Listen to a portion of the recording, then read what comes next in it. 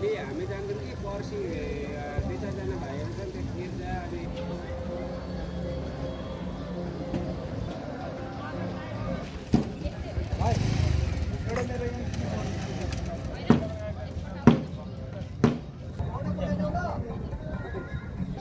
यो चाहिँ हाम्रो 14वटा जिल्लाहरूमा रहेका डेस्टिनेसनहरू गन्तव्यहरू जुन छन् आकर्षणहरू छन् उनीहरूलाई एकै थलोमा भेला पार्ने र यसको ग्राहक जो छ भारतीयहरू र नेपालीहरू प्रदेशभन्दा बाहिरका उनीहरूलाई एउटै थलोमा भेला पारेर बिजनेस टु बिजनेस एक्सचेन्ज गर्ने कार्यक्रम हो र यसलाई चाहिँ अहिले यसपालि चाहिँ हामीले बिजनेस टु कस्टमर पनि हामीले प्रोग्राम बनाइरहेका छौँ। यो कति दिने हो? यो 3 दिने कार्यक्रम हो। के हुन्छ यहाँ? यसमा चाहिँ होटल ट्राभल र गन्तव्यका आकर्षणवाला मान्ने व्यक्तिहरू आउनुहुन्छ र उहाँहरूले स्टल राख्नुहुन्छ। हामीले भारतीय ट्राभल एजेन्टका जो हाम्रो ग्राहकहरू हुन् तिनीहरूका एजेन्सीका मानिसहरूलाई हामीले बोलाउँछौँ र एक आपसमा एक्सचेन्ज गराउँछौँ। बिजनेस एक्सचेन्ज, मेरो चिज यो छ बेच्ने, हाम्रो ठाउँमा यो सामान छ भनेर भन्छ एउटा समूहले भने, अर्कोले म यो किन्न सक्छु, यो हिसाबमा किन्न सक्छु भनेर भन्छ। त्यो बिजनेस एक्सचेन्ज गराउने कार्यक्रम हो। अब यसपटक चाहिँ यहाँको यो इस्ट टुरिज्म मार्टमा कहाँको चाहिँ पर्यटकहरू अथवा कहाँको मान्छे आउँछन्? हामी कहाँ यसपालि सिक्किमबाट आइसक्नु भएको छ, सिलिगुडी आउँदै हुनुहुन्छ, जयगाउँ आउँदै हुनुहुन्छ, कलकत्ताबाट, दिल्लीबाट, पटनाबाट र यो पूर्णिया बिहार साइडबाट। के कार्यक्रम हुन्छन् यहाँ चाहिँ? अब यहाँ हाम्रो चाहिँ उहाँहरूसँग यो आज चाहिँ ओपनिङ हुन्छ, अनि भोलि बिजनेस टु बिजनेस हुन्छ, अनि उहाँहरूको साइड सिन हुन्छ, अनि त्यस पछाडि पर्सि चाहिँ पब्लिकको लागि सबै यो प्रदर्शनी हुन्छ। यस्तै यो कार्यक्रम हुन्छ। तपाईँलाई हेरिरहने सम्पूर्ण पर्यटन व्यवसायी अथवा सम्पूर्ण दर्शकहरूलाई के भन्नुहुन्छ? आउनुहोस्, अवलोकन गरिदिनुहोस् र पर्यटनको बारेमा बुझ्नुहोस्। हाम्रो अबको इकोनोमिक स्ट्रेन्थ भनेको टुरिज्म नै हो र यसलाई राम्रो बनाउन, बलियो बनाउन हामी सबै यसमा सचेत भएर हुनुपर्छ। आउनुहोस्, हाम्रो क्षेत्र प्रदेशमा के छ त्यो बुझ्नुहोस् भन्न चाहन्छु।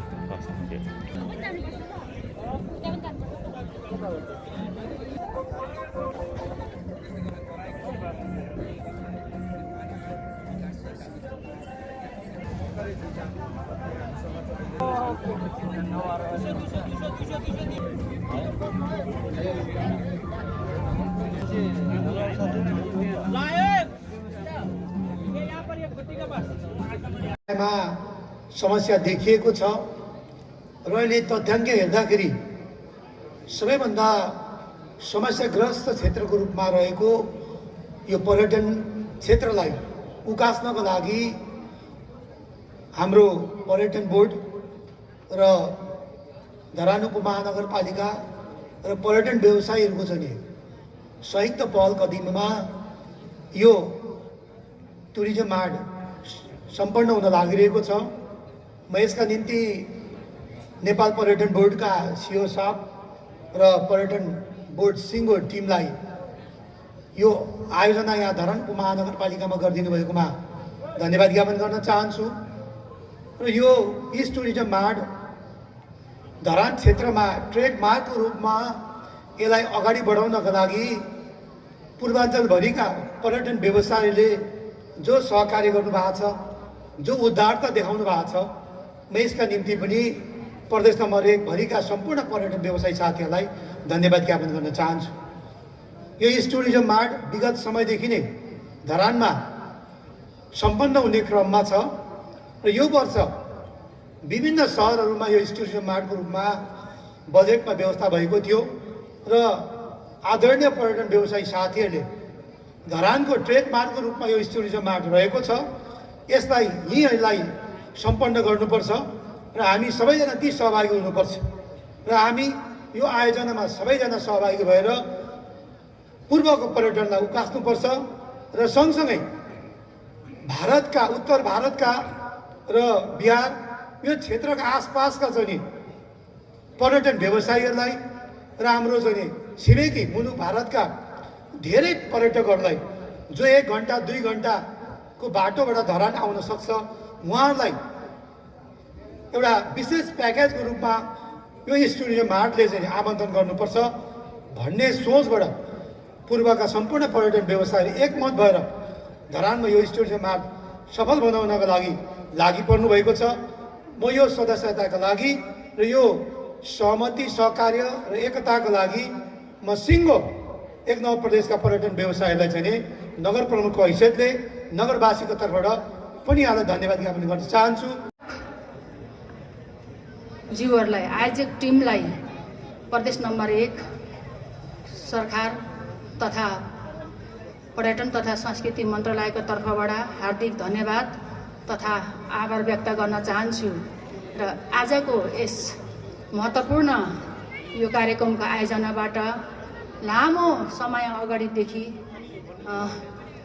यो क्षेत्रमा काम गर्नुहुने महत्त्वपूर्ण पर्यटकका क्षेत्रका जो होमस्टे सञ्चालकज्यूहरू त्यस्तै गरेर होटल सञ्चालकज्यूहरूलाई आज सम्मान समेत भइसकेको छ र उहाँहरूलाई पनि म हार्दिक धन्यवाद आभार तथा बधाई शुभकामना म व्यक्त गर्न चाहन्छु। आगामी दिनमा यो पर्यटकीय क्षेत्रहरूलाई पर्यटन क्षेत्रलाई सशक्त रूपले हामीले निजी क्षेत्रबाट सहकारीको क्षेत्रबाट र सरकारको क्षेत्रबाट अगाडि बढाएर लैजानुपर्छ। यसको प्रचुर सम्भावना छ जसको लागि प्रदेश सरकारले हार्दिकतापूर्वक सहयोग साथ र सहकार्य गर्ने नै छ र हाम्रो प्रदेश नम्बर 1 मा पर्यटनको धेरै सम्भावना भएको ठाउँ हो र पर्यटनको महत्त्वपूर्ण स्थानहरू रहेको छ जसमा हामीसँग अहिले हेर्न लायक विभिन्न शक्तिपीठहरू भएको धार्मिक चाहिँ पर्यटक स्थलहरू हामी यही धरानमा हेर्न सक्छौँ। बुढा सुब्बा, त्यस्तै गरेर पिण्डेश्वर, यहाँ चतारा, त्यस्तै गरेर चाहिँ बारा क्षेत्र, यी ठाउँमा चाहिँ हामीले चाहिँ घुम्न धार्मिक रूपले जाने एउटा पर्यटन स्थलहरू हुन्। त्यस्तै गरेर इलाम, पाथिभारा इलामको, त्यस्तै गरेर माईपोखरी, गजरमुखी, पाँचतरको सुमालुङ, लप्रेकुटी हुँदै हामी पाथिभारासम्मको महत्त्वपूर्ण यो पर्यटन धार्मिक पर्यटन स्थलहरू छन्।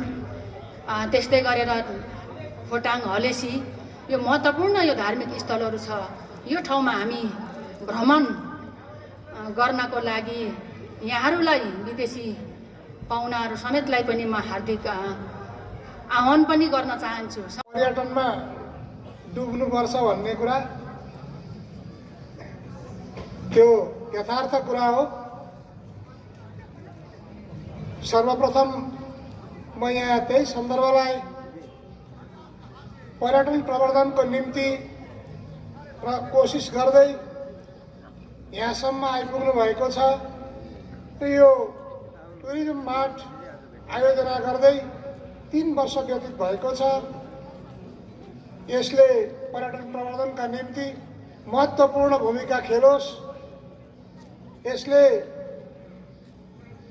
यो सिङ्गो देशको पर्यटकीय क्षेत्र र ब्रान्डहरूलाई पहिचान गर्दै अगाडि बढाउनका निम्ति देश विदेशमा बेचीदेखि महाकालीसम्म र बाहिर समेत हाम्रो छिमेकी मुलुकहरूबाट यहाँ आउने गर्नुभएको छ। उहाँहरू समेतलाई यसले दिन प्रतिदिन आकर्षण गर्ने वातावरण तयार गर्न यो सफल रहोस्। हार्दिक शुभकामना व्यक्त गर्न चाहन्छु।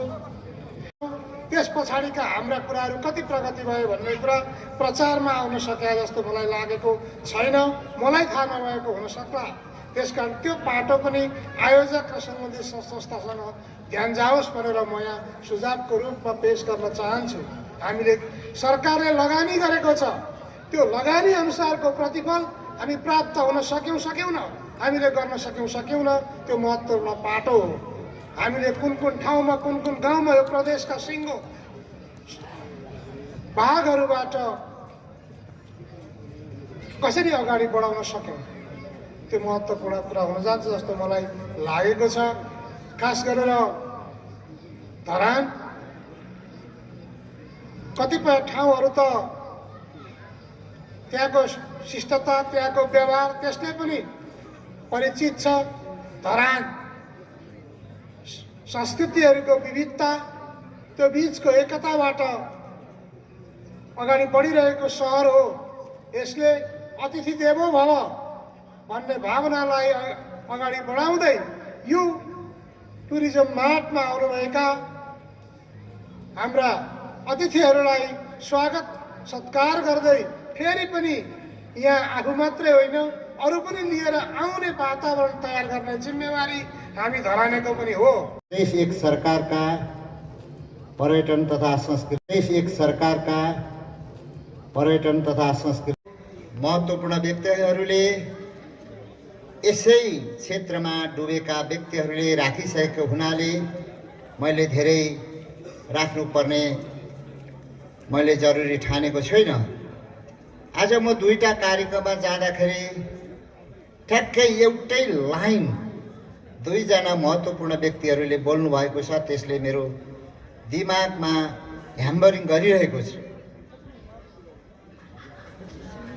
एकजना अर्थ मन्त्रालयको सहसचिवले के भन्नुभयो भने, अथवा यहाँ सिक्किमबाट आउनुभएको उहाँको भाषामा टुरिज्म एजेन्ट पर्यटन व्यवसायले एउटै लाइन बोल्नुभएको छ। 1 नम्बर प्रदेशमा पर्यटनको प्रशस्त सम्भावनाहरू छ, तर गण्डकी लगायतका प्रदेशहरूले जस्तो यहाँको योलाई सेल गर्न सकेको छैन, प्रमोसन गर्नुभयो। यो नै हाम्रो फाइनल फाइन्डिङ जस्तो, यसलाई नै सेन्टर बनाएर कुरा गर्दाखेरि पनि काफी हुन्छ जस्तो मलाई लाग्दछ। अब हामीले यहाँ प्रशस्त सम्भावनाहरू छन् भन्ने बारेमा काफी कुराहरू आइसकेको छ। मैले पनि केही एडिसनल एड गर्न सक्नुला त्यहाँ मेरो आफ्नै भाषा शैलीमा, तर त्योभन्दा अतिरिक्त मैले के कुरा म बताउन चाहन्छु भने, यो युगले जमानाले पनि यो पर्यटन व्यवसायलाई प्रमोसन गर्ने एउटा सम्भावना छ। यो समाज विकासको हामी त्यो स्तरमा पुगेका छौँ जहाँ अब टुरिज्मको सम्भावना छ। हिजो हामी आरम्भिक अवस्थामा हुँदाखेरि हामी प्रकृतिले जे दिन्छ त्यो खोजेर खान्थ्यौँ। पछि बाटो सिस्टम विकास भयो, सामानहरू साटासाट गर्ने।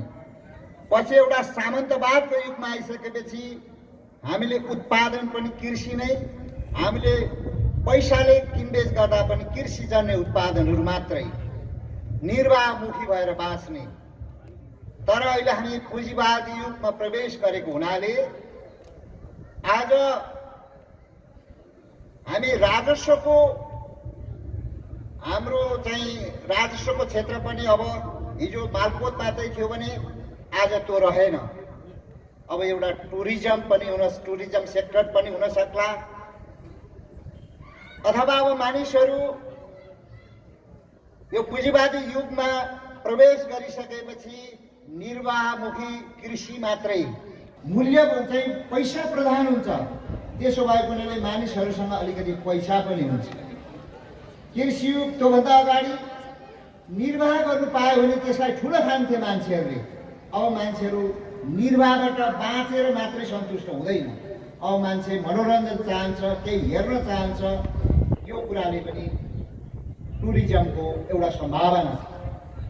त्यसपछि यो भौतिकी विकास पनि, आज सडक सञ्जालले मान्छेहरूलाई हेर्न चाहने ठाउँमा, जान चाहेको ठाउँमा जान सजिलो भएको छ।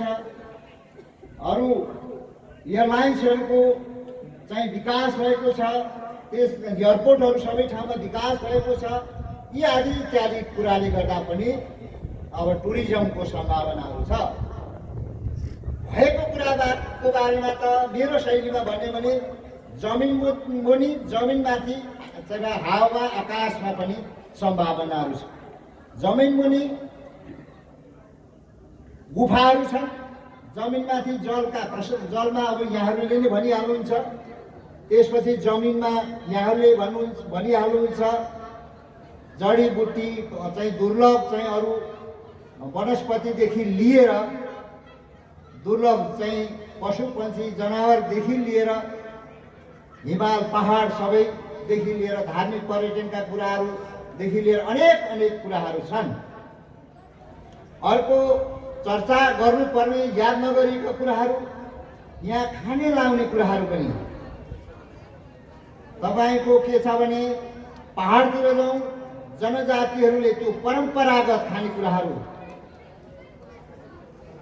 देखि लिएर यहाँ तराईका चाहिँ मानिसहरूले जे खानेकुराहरू छन्, लाउने कुराहरू छन्, अरू हेर्ने कुराहरू, कला संस्कृतिहरू, त्यो अत्यन्तै विविधतायुक्त छ।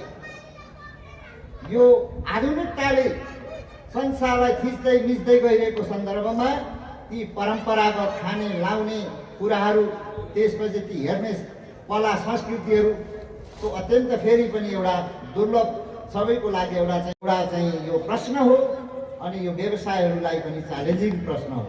त्यसो हुँदाखेरि हामी सबैले यसलाई अब एउटा बाटो देखाएको रूपमा, हामीलाई घचघचाएको रूपमा हामीले लिएर सरकारको तर्फबाट पनि गर्नुपर्ने केही बाँकी रहेछ, व्यवसायहरूबाट पनि गर्नुपर्ने केही बाँकी रहेछ भन्ने बुझेर हामी चाहिँ अगाडि बढ्नु जरुरी छ।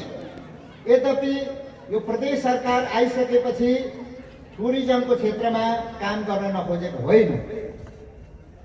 अहिले पनि वर्षेनी 400 आयोजनाहरू पर्यटन बोर्डबाट मूलत यही टुरिज्मको लागि होला, त्यो सानो भयो होला, एउटा कोडबाट त्यसरी छर्नु हुँदैन बजेट भन्ने कोडबाट कुराहरू आउला, अलिकति ठुलो गर्नु पर्थ्यो अनि डेभलप गरेर त्यसलाई चाहिँ छिटो विकास गर्नु पर्थ्यो भन्ने होला।